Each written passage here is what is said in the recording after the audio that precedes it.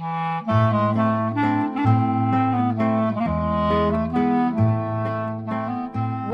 to Couples Therapy in 7 Words. I'm your co-host, Judy Alexander, and I'm here with my husband, Dr. Bruce Chalmer. Hello, Judy. Hello, viewers and listeners. We have a very timely, in terms of when we are recording this, a very timely title for today. Judy, tell folks the title. It's Teshuvah and Couples Therapy. So for folks who don't know the Hebrew word Teshuvah, we'll talk about it in considerable detail in just a little while.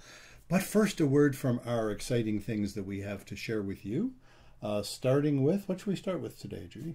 How about we start with our sponsor? Let's do that. Let's start with our sponsor. Yeah, why don't we start with our sponsor today, The Blue Tent, Erotic Tales from the Bible by Laria Zilber. Yes, filled with tales of love and lust. And it's spicy, and it's sexy, and it's hot.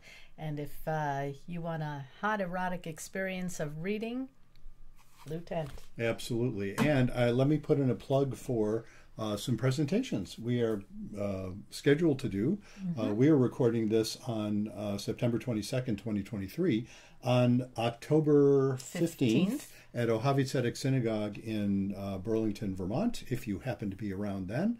And you can go to their website and find the listing for this and register for it. We are doing a joint presentation called Jewish Perspectives on Sex, Sacred Sex and Sexual Midrash. And that will feature, I'll be talking about a lot of the concepts that I've written about the role of sex in couples' lives and intimacy more generally. And Judy will be reading from Laria's book and answering questions about Laria's book. Isn't that remarkable how skilled you are at answering questions about Laria's book? Laria wasn't available. Laria because wasn't available. I did the audio And Laria version. just trusts you to know, I would venture to say everything she knows. About Laria. That Yes. you are just like so tight. We are intimately connected. Yes. So folks, if that doesn't tell you what you want to hear, you can also go to Laria's website, lariazilber.com. For those of you just doing the audio of this, that's LariaZylber, Laria Zilber, all one word, lariazilber.com. Go there and you'll be able to see some videos of Laria being interviewed. By you. By me. Curiously, you weren't available for that interview. I don't understand. Oh, why shouldn't I be there? Well, Larry's not available when you're doing a presentation, and you're not available when Larry's being interviewed. I can't figure that one out. But nevertheless, perhaps some of our viewers can figure that one out. Perhaps they can. Perhaps a little they Superman Clark Kent thing going on there. It could be. When I think about it, I've never seen you and Laria in the same room, and I know you both very well. Very well.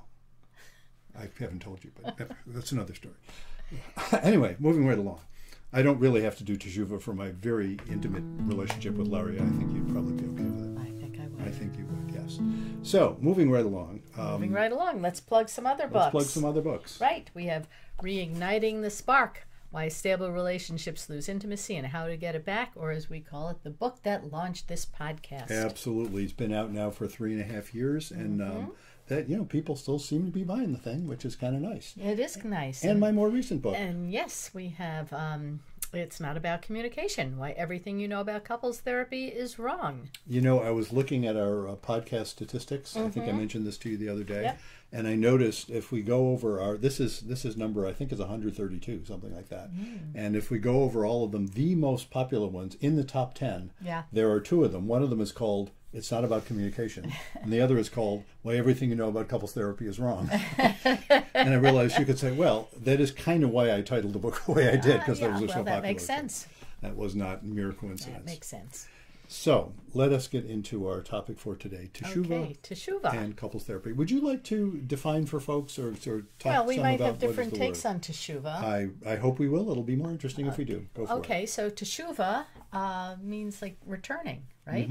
The literal word in Hebrew is literal return. is returning. It's the same word you use for answer. Yeah, like to answer that's a right. question, Teshuvah. An answer to a question is a Teshuvah. But, we bring it up this time of year because it is in between the holidays of Rosh Hashanah and Yom Kippur, 2 Jewish holidays, and it's during what's called the Aseret Yemei Teshuvah, the 10 days of Teshuvah, repentance. Yes. Which is another meaning of Teshuvah. So Yom Kippur is the day when we confess all our sins as a collective, and individually and collective. And we ask people to forgive us for anything we might have wronged them during the year. And then we spend the day in prayer and contemplation at the synagogue, asking God to look favorably upon us and write us and seal us in the book of life for another year. And basically, it's a taking stock of yourself. Well, and indeed, in terms of the taking stock, that's a very important part of getting to that sense of teshuvah, of returning. And it's, I love the fact that the word used in Hebrew means return, because the implication is you start off, one of God's children. We start off good. We all exist in the world as a valid entity. And, it's when people will say, like, God does not make mistakes. You know what I mean? Yeah. We all are valid to be who we are. We also all mess up in various ways. Yes, we Big do. and small, right? Yes, Lord we knows. do. We all know that. And we've all been hurt by other people messing up in various ways, big and small. And Teshuvah is about returning to that sense of who you are deeply in a way that will let you, ideally, repair relationships. Exactly. Which, of course, is the connection to couples therapy. Now, what was it that suddenly seized me? I think yesterday I had this idea, didn't I? Of course it was yesterday. I can tell you why. Aside from the fact that, of course, this is right between Rosh Hashanah and Yom Kippur, we're very aware of all this stuff in the Jewish year, those of us who are observant of those things. And I had a couple of sessions yesterday, as I do most of my work days. I have various sessions. So. Indeed. I'm still in biz. And both of these sessions, and I think I thought of this after the first, and then it came up again in the second, involved people who had hurt each other. Yeah. That's what it was about. It was which, of course, when I think about the couples who see me for couples therapy, I suppose that's rare indeed are the couples who haven't hurt each other. What do they need a therapist for? One way or another. There's lots of variations. In one case, it was someone who had cheated on his wife. These are folks that I'd known, not for a super long time, but I'd known for a while, a number of months. Or maybe about a year and a half, this folks. Anyway, it doesn't matter. I've known them for a while. And they had been making considerable progress. There had been sort of a breach earlier on in their relationship where the man had moved out it said he was not happy and moved out for a bit, which really kind of hurt the woman because she didn't want him to do that. And while they were separated, he had some sort of not well-defined relationships with another woman that certainly were outside the bounds of marriage. And so, they were hurt by that, but they were kind of processing that, understanding, well, they were broken up, sort of, and, they were working on that stuff. And things had gotten a lot better. And I saw them, just about a week before. And things were where they were, and they decided, all right, we'll meet again in a month. And then I got an email yesterday or the day before, I think it was yesterday morning, actually, saying, could you meet with us right away? And I had an opening, so I slotted them in the opening. And sure enough, I didn't expect this or not expect it, but they were both really hurt people. And he said, and he was very, very remorseful, and he said he had cheated on her recently. And obviously that involves lying. And there were other complications I won't go into, but there were other complications as well that really might affect his job. And so she was devastated by the fact of his having done it. And it was interesting because where they were at, they were in the shock phase. Usually when I meet folks when there's infidelity, it's been a couple of weeks. By the time they get around to setting up an appointment, or by the time I have an opening, it's usually been a couple of weeks. This is one where she just found out about it the night before. Oh, wow. So she said she's still in the shock phase, somewhat numbed, and there was such sadness in the room. And so, as I say, usually I'm not dealing with folks who are in the intense shock phase. But here we were, and so I was, working with them where they were at. I'm surprised it was not anger, too. Well, was there anger involved? Not, surprisingly, not as much as you might think.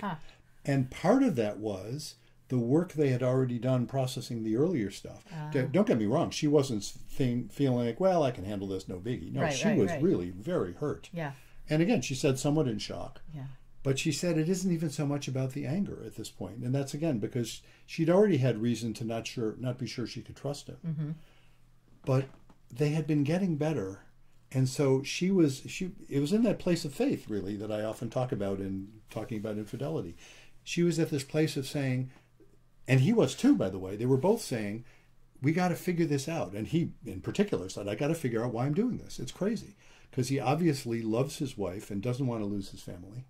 And why would he do something like that? You know, he's sabotaging something precious to him. And that's not an unusual thing that people do. I'm not justifying it, but it's not an unusual phenomenon.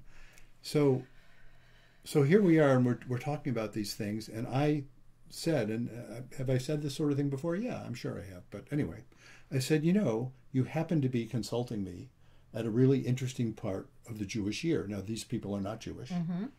I'm going to comment on that phenomenon in a moment, by the way. The bit about my bringing up faith stuff, knowing full well they know I'm Jewish and I know they're not.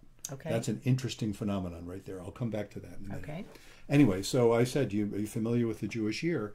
And, you know, like most, you know, people who aren't Jewish, not deeply, you know, they'd heard of Rosh Hashanah and Yom Kippur. And I said, well, we happen to be right in between, and this happens to be a time of year where we are deeply into introspection and talking about things we've done wrong and trying to find a way to feel forgiven. And what happens in the Jewish liturgical cycle is Yom Kippur exists so that you can feel cleansed of that. You know, and I'm remembering when I thought of that thought to say that, to bring that up, it's when the man said he just felt completely dissolving in guilt and shame. Mm-hmm.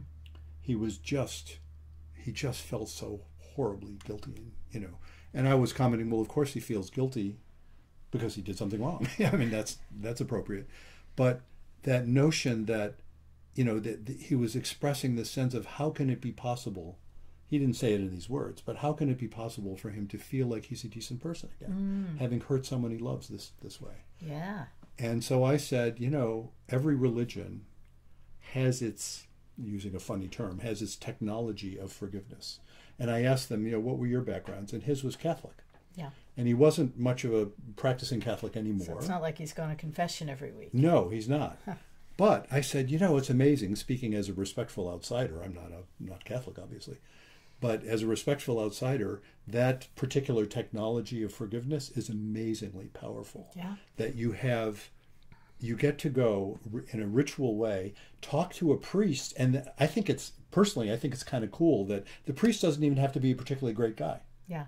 He just has to be a priest. And listen, yes. I mean, it's great if he's skilled, right. But the neat thing is when he pronounces what you need to do and then pronounces absolution, it's not because of his own merit. Right. It's because he's in a chain that goes all the way back to Jesus, you know, from a Catholic perspective. And so that's powerful. And they were so moved by the notion that forgiveness was even possible. And then the woman was saying, you know, I was in the shower this morning realizing we need more than just us. We need this some sense of a higher power. These folks obviously are not they're certainly not fundamentalists. Yeah. They're not particularly religious, but they're recognizing that sense that when you're in that kind of depth of pain, that's when you need whatever you call God. That's when you need some kind of sense of, you know, basic affirmation that you're a valid person. Well, you know, rituals, I think, really help and serve a purpose. Because when you're lost, it really helps to be able to turn to something, you know, whether it's going to that confession and hearing the priest tell you, or whether it's going to the synagogue, as we'll be doing, and, you know, beating your breast and saying, I sinned and please pardon me, or whatever it is, or going to people that you've wronged and asking for their forgiveness. That whole ritual thing, it does give you a context other than just like floundering. Because I see so many people that don't have any type of religious upbringing or are not affiliated with anything, and even in areas like death, they're kind of at a loss what to do with that mourning. Yeah, you know? Exactly. I see that a lot. Yeah. It's to have available, you know, what I've often explained to people, you know, what I value certainly in Jewish traditions and in other religious traditions too. You don't have to make it up on the spot at a time when you're not doing well, you know, and you can just mourn. You can just do what you need to do. it was really interesting. So I do want to comment, as I said, on this phenomenon. Here I am, and I started knowing full well they're not Jewish. And it was almost important that they weren't Jewish, saying, hey, let me tell you something about the Jewish year here. Not because I'm trying to proselytize and say they should be Jewish, which I am not by any means, but because I'm invoking something. And what I find fascinating, I remember I mentioned this to you yesterday, and I think you said something, how in effect, I forgot exactly how you said it, but it was a great question. It was like, how is that different from, like, what if they went to a Christian counselor? Or, what if they went to their priest? Right. Well, because that was one of the things that you said, that that people don't often hear this from their therapist. Exactly. Yeah. I said unless they're going to a specifically Christian therapist. Exactly. And what I find fascinating about that is folks often, over the years have said they have gone to their pastor or they've gone to a Christian counselor or whatever. And the problem is when you bring it up as part of the dogma, it doesn't have the power it has when some total outsider from a completely different context is bringing this up and saying, you got that too. You use different language and different, you have different features of it, but you've got that too. It made it available to them in ways I think a priest would have had a harder time doing. Now, I could be wrong about that, but it's that context. It's so not fundamentalist when I'm so not saying you should be Jewish, because I'm not saying that, as Jews about that. We don't go around saying other people should be Jewish. No, in fact, I know there's controversy about the tradition that says you try to talk people out of it, but I sincerely, why would somebody want to be Jewish if they're not? And there are reasons. They're good reasons. I absolutely respect people who have chosen to be Jewish. But it doesn't make you a better person. It does not make you a better person. You can be a good person with whatever religion you have. So, why don't you go with the one that that you were, you speak their language. You were raised in. Well, but some people just don't like that. So, maybe they want to find something else. But it was so interesting because their reaction, of course, wasn't to say, "Oh, let me check out this Jewish stuff. It sounds good." And I didn't want it to be that. That wasn't the point. Yeah. But their reaction was to say, oh my God, we can actually invoke this sense that there is this axiomatic, what I call faith. Or a pathway. There's a pathway, yes. Yeah. And, my little motto, the 7 words of our, be kind, don't panic, and have faith. Okay. Yeah. The faith part is all about that sense that we have unquestioned validity even when we mess up badly. And of course, that's what this particular guy had done. He had messed up badly, but they emerged from that. I hope anyway. Yeah. It was obvious they felt so much. They felt like there's a path forward. I'm not, and by the way, and I said this at the time, of course, none of this in any way presupposes that they're going to stay together. Right. She may well find that she cannot, she can't trust him anymore. Without even having to be angry at him. Yeah. She can forgive him and not trust him and still feel like, well, I can't do this anymore. But either way, they can heal. Yeah, and also on the same idea, as you know, I did a webinar yesterday with Rabbi Meir Soloveitchik, and he has this series called Faith in Films, or Films in Faith. Anyway, so the kickoff yesterday was the movie Groundhog Day. And I would think most of our listeners out there have probably seen the movie Groundhog Day. Our demographic trend's a bit older.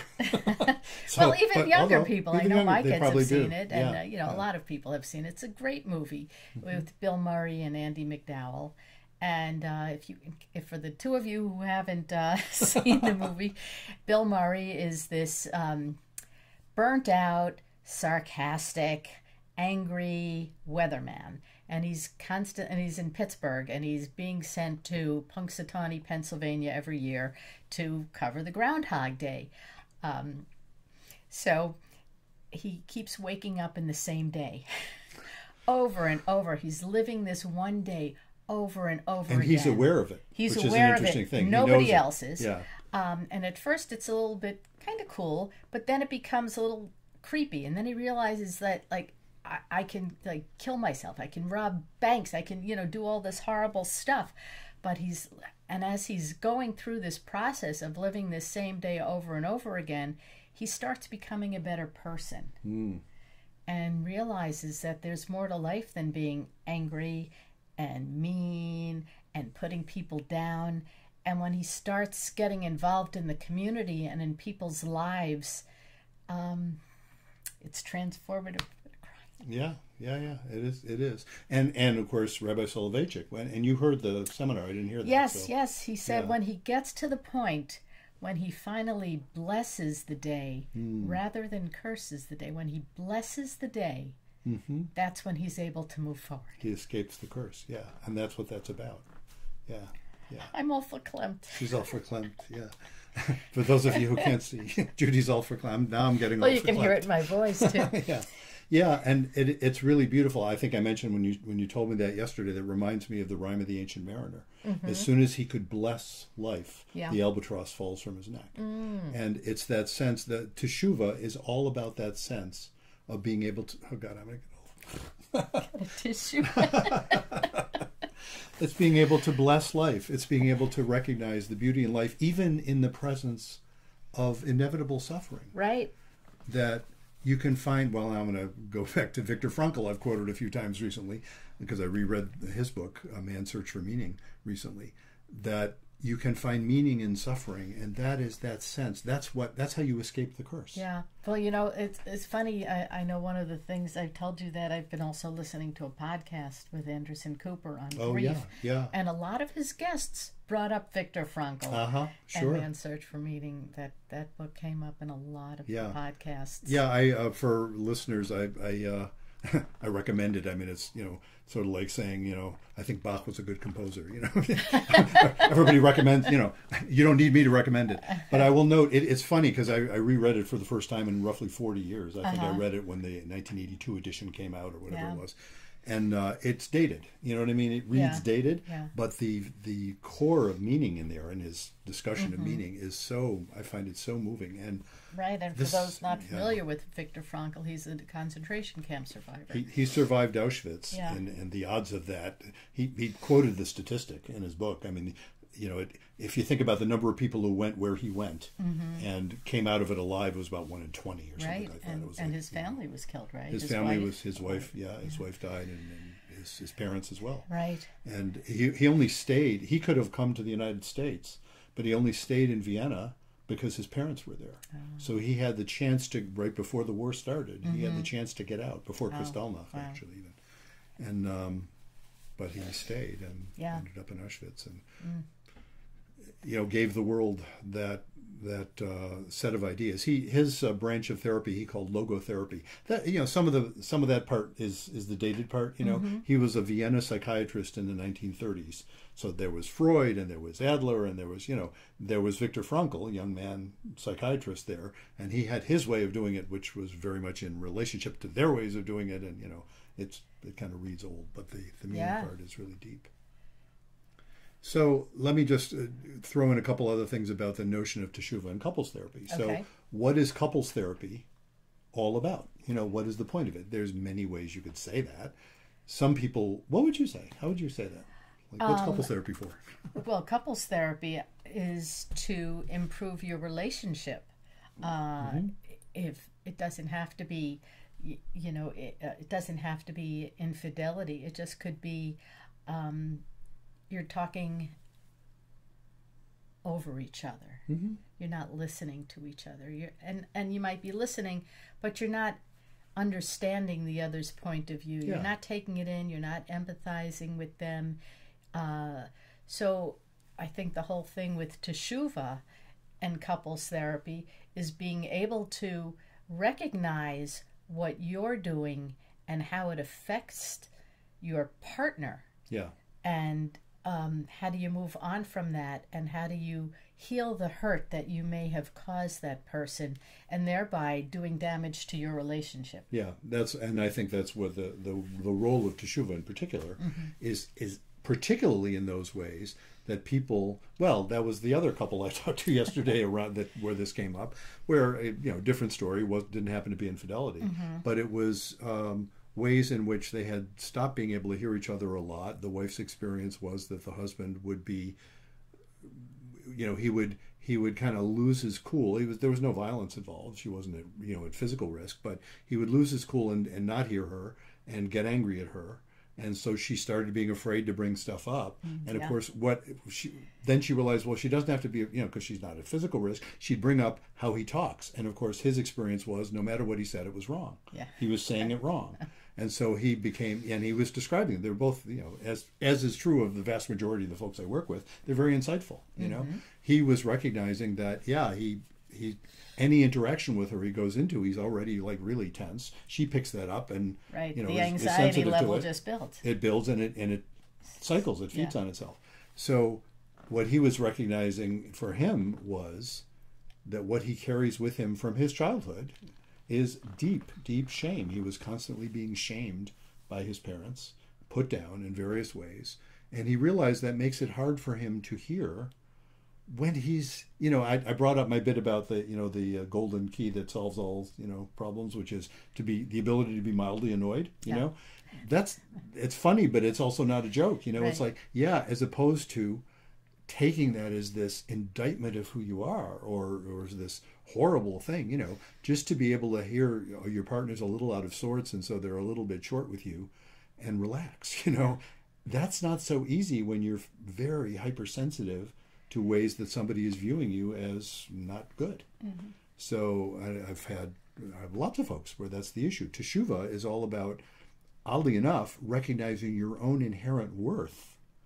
And then you can actually hear how you've hurt people in ways that are not, you don't get lost in the shame. And then you can actually apologize. You can't make a decent apology if you feel completely horrible about yourself. Yeah. You can feel, to make an apology, you better feel guilty, because otherwise you're not apologizing for anything. Of course you feel guilty, but to be able to say, "Oh my God, I am so sorry. I wish I hadn't done that, and I see I need to learn to not do that." Right. As opposed to, "I'm sorry you were upset by that." The non-apology apology. "I'm sorry you were so sensitive as to be offended by some completely innocent thing that I did that you're now blaming me for." That's a great apology. "Sorry you're such an idiot." I'm sorry. Yes, exactly. Even better. Right? Sorry you're such an idiot. No, that's not an apology. No, that's not an apology. But to make a genuine apology involves experiencing that sense that, oh my God, I've hurt someone I love. Yeah. I mean, if it's an apology to someone you love, and that's that's right. Hard. But really recognizing your complicity in it, not just saying, "Oh, I feel bad, I hurt them," but it's like, what does that say about me that I said something so mean? Exactly. I was just reading, I forgot where it was, but I was just earlier today, I was just reading something online where they were talking about people who would, apologies. I think it was in the Times. It was some article about why famous people have a hard time apologizing. That's what it was. It was a column in the Times. And they were talking about how this apology that says, "Oh, that wasn't me. That wasn't, that's not me." Oh, yeah. Yeah. Actually, it is you. And, when I've done things that I regret, they are me. They're not all of me. That's the important part. And so many of these people I'm working with where, they're so offended if somebody calls them on something. And what they'll say is, "You think I'm all bad. What about..." There was another session I had yesterday where somebody was saying, these themes come up a lot, Well, that's your profession, It honey. is. And that's why we're doing this podcast. That's why we're doing it. So, no, a guy said, "You just told me that the vast majority of the time we get along." And his wife is saying, "Yeah, I did tell you that. It's those times when I'm trying to bring up something with you that you get to be, you're so closed, you're so pig-headed about it." And he's feeling like that means she thinks he's a bad person. As opposed to, no, that means she wants him to hear that he's being a dick in particular circumstances. And that is him, And so when I've been a dick, if I'm saying, "Oh, that's not who I am," it's like, no, that's nonsense. No, that is a part of who you are. That is a part of who I am. Frankly, it's a necessary part of everybody that would be capable of being a dick. Of course. So I get it. That's not a justification, but it means I better look at that. I better be willing to say, "Oh shit, I'm so sorry. That was the dick in me coming out." and I got to make sure that doesn't do it, because that is not what I want to do. And that's a genuine, I think, that, I don't know, does that read as a genuine apology to you? Yeah. Yeah, it's absolutely. Like, I've quoted this in one of our podcasts probably a couple of years ago. I remember reading something related to the Me Too movement, and where somebody, some quasi-famous person was called out on something, and instead of doing what they all do, which is, even if they acknowledge it, which many of them don't, right? But if they acknowledge it at all, saying, "But that's not me," this was a guy who said, "Oh my God, this is me." And I am really sorry, and I better look at that because I don't want to be that, but I apparently am or was, and I better check that. I better be careful. The person, this came to the attention of the internet because the person who had been hurt by that noted, "Wow, that was a real apology." It was so unusual. It didn't fix all the, didn't undo everything, but it's like, hey, good, you're actually getting somewhere. It's like, you heard me. And you actually realize, yeah, dude, that was you. Yeah. And this was a guy, of course, isn't it always this way? This is a guy who was I think he was like an editor of some very much, liberal type publication where he would prize himself on being supportive of women. Yeah. And indeed, in the organization was very supportive of women, including this one particular young woman who he then hits on. And then is a dick to when she turns him down, and so it's like, okay, you've got the idea of respect, but this was a failure of respect. This wasn't like an oversight. This was like, you think you respect women, you better look at that again, because you're not hitting on women. If you were actually, in my humble opinion, I'm interested in yours as a woman, I wouldn't hit on a woman in a professional context. I mean, assuming I was single, at all. If there was any hint of my being in a mentor sort of position at all. I mean, I wouldn't even think it, never mind. Well, yes, but we know that happens a lot. Yes, it does. But I mean, the point being, of course it happens a lot. The point being that is not, someone needs to look and say, oh, I thought I actually respected women. And that's not respecting women. And I'm not saying being attracted to women is disrespectful. No, of course, the heterosexual, right? I like women, that. But you have to actually be able to have genuine respect for someone's, have some idea what would that be like for her. It's essential empathy, right? That's inherent in respect. And the guy utterly failed to show that. Yeah. Creates a very poor working environment. Yeah. And the Spanish soccer team, scenario. Have you been following that at all? You didn't know. Well, it doesn't matter. But the guy who was the coach, I guess it was, who just forced a kiss on one of the players.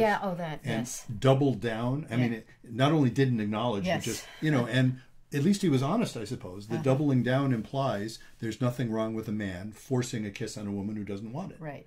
And most of us would say, when you put it in those terms, that doesn't sound very respectful, does it? There are others who would say... Well, women have put up with that crap for years. Yeah.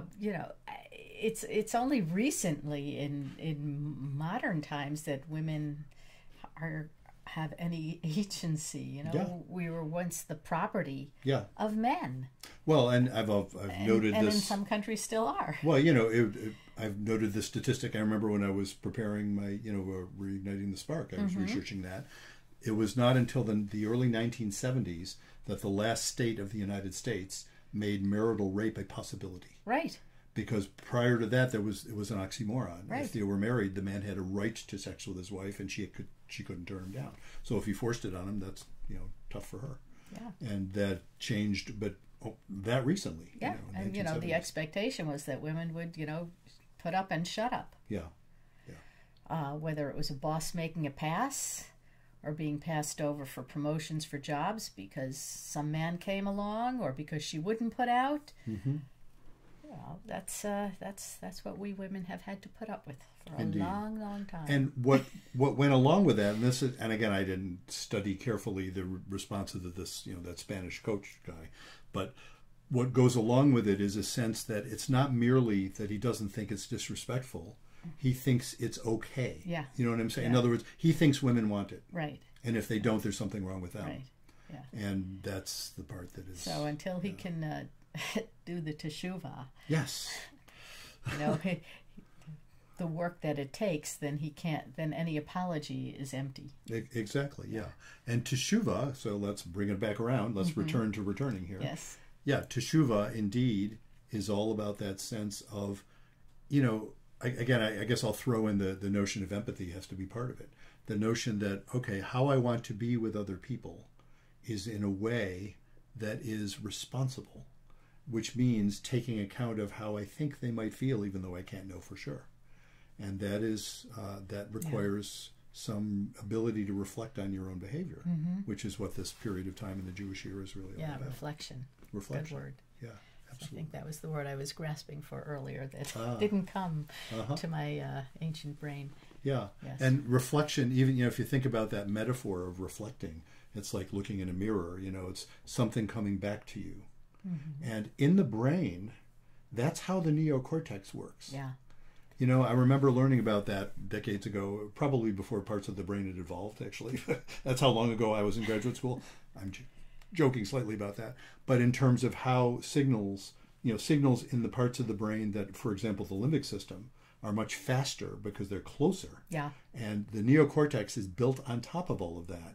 And signals go up and down and bounce back and forth in there. They reflect through different structures. And that's how we form consciousness, and that's how we form our understandings of things. And you can also look at it as if you're looking at a very still lake. And the reflection of what's above into what it looks like in the lake, you get a different perspective on it. You see it differently. Yeah, you do. You get that two different things with reflection. So either when it's looking back at you, or the ability to see something in a way you never saw before. Which is what this time of year is about. And indeed, I'll pick up on what you just said. That's another way of saying, what's couples therapy? What is it? Or I'd almost say, what do I offer? There's a lot of ways I answer that. I often say, well, the main thing I offer is faith. Well, another main thing I offer, and this goes right to the very first question I ask people, which is always unexpected. You know what I mean? Right. I won't even say what it is, folks. Read my book. It's in the book. It's in the book. Read it. It's not about communication. I have a whole chapter on that. I won't even say what it is. But the point of it is, when I ask that question, almost everybody, many people will say, oh, that's a good question. Yeah. I don't think it's that brilliant a question, frankly. I think it's an unexpected question.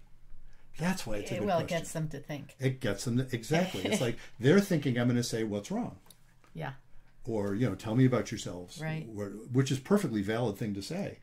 I don't say that. I ask something else, and you can almost see the little bit of surprise on their faces, sort of like, oh, this is different.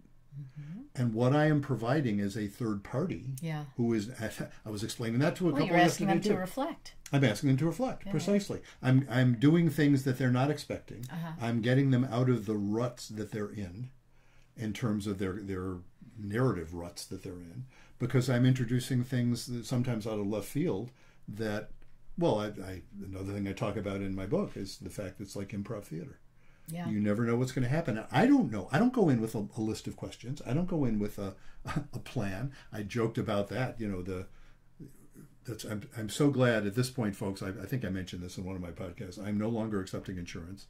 Apologies to folks who want to find someone with insurance.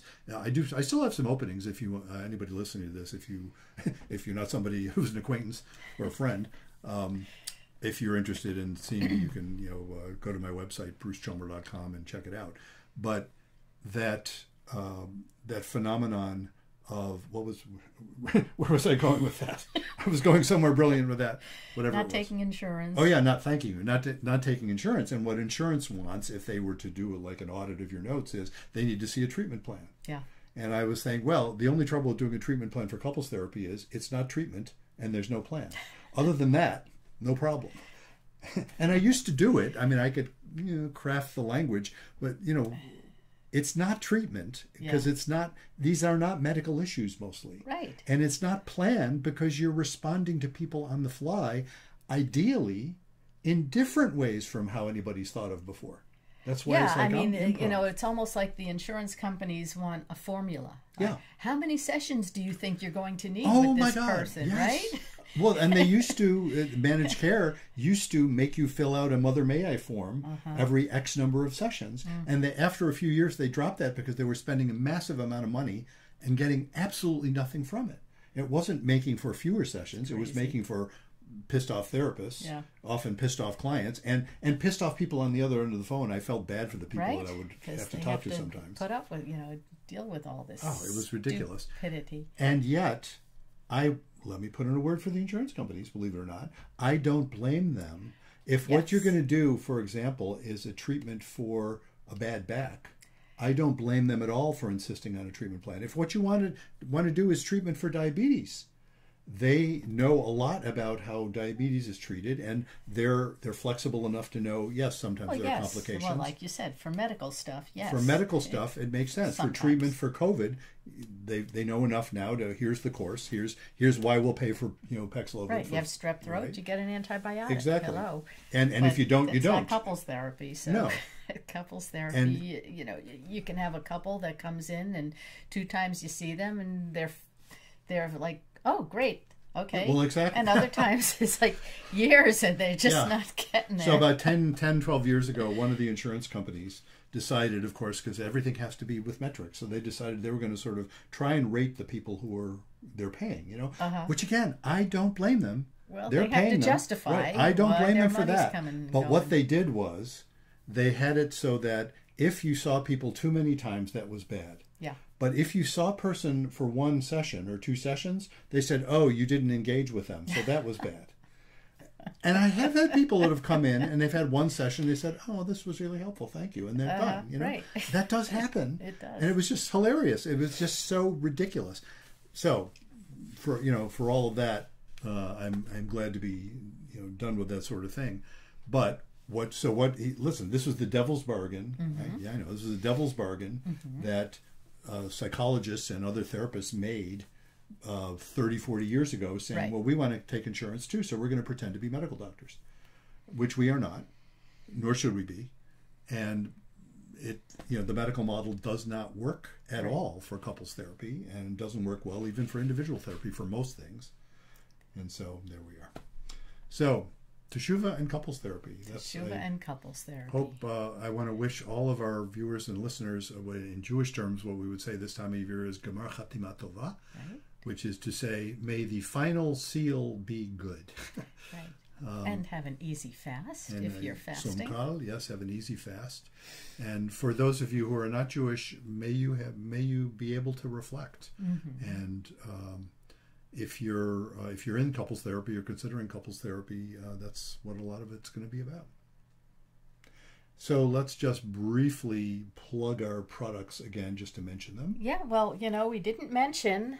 Oh, that's right. We did not mention our merch.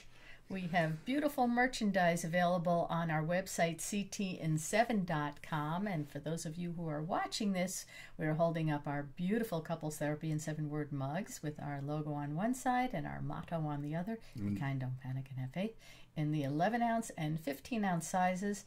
It's also the merch. We also have T-shirts, tote bags. We do. And for those of you who are just listening, you can see that. You can see pictures of that merch at that aforementioned website. ctn7.com. ctn7.com. Go to the shop tab, and you will see all of our goodies there. I just so love to push the tote bags. Anyway, tote whatever. bags are great. It's not like we make more from the tote bags. Time. But, And if you're new to our podcast, all our podcasts are available there as well. That's right, ctn7.com. If you want to see the videos of them, you will see there's a link there that takes you to my blog on my website, brucechalmer.com. There's a blog. I always put up a post of the video of the session, which we also have on YouTube. And so those of you who are just hearing this, if you actually want to see what we look like and see Judy's beautiful face and see my face. You're too sweet. And another thing that I wanted to mention is Bruce's newsletter. Oh, absolutely. So you can sign up for Bruce's newsletter, and when you do, you can get a free PDF of this book that I'm holding up, 7 Words to Jumpstart Your Love Life. Yes, it is a nice little booklet. Right. It's also available for purchase on Amazon, but why buy it when you can get it for free just by signing up for Bruce's wonderful monthly newsletter. Absolutely. And, you know, drop us a line and tell us what you think about this podcast, too. And, you know, rate us and all that kind of stuff as well. Follow us, share us, tell all your friends. Yep. And then one more word for Laria. I think we better mention Laria again. Yes, because otherwise, you know, she might complain in terms of what she's paying us to do these ads. We want to make sure we do her justice. That's right. The Blue Tent, erotic tales from the Bible. She has a sharp part of her. You know, I've seen it come out on occasion. Really? You've never, because you've never been in the same room with her, but I've seen it. So. It's kind of sexy, actually, but it can be kind of sharp. You know, so. Well, speaking of sexy, yeah. If you want to have a good book to read in bed, either with a partner or alone, absolutely, check out The Blue Tent, Erotic Tales from the Bible. That's right. Available on Amazon or lariazilber.com, LARIAZYLBER. In paperback, audio, and Kindle versions. Absolutely. And so until next time, remember, be kind, don't panic, and have faith.